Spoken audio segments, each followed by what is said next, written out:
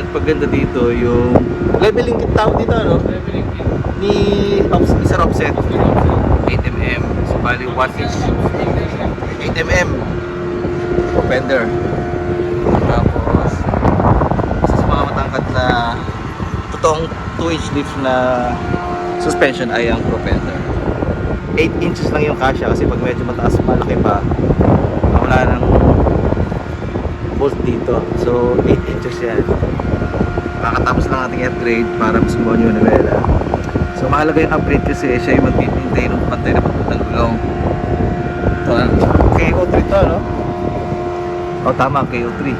Kailangan naka-upgrade sa racking pinion para pantay ang putput ng gulong, hindi malikot sa lubak, saka consistent yung gaan niya, hindi nakakangalay, kaya mag-drive ng hanggang 8 to 10 hours. So yan ang benefit ng upgrade natin sa racking pinion.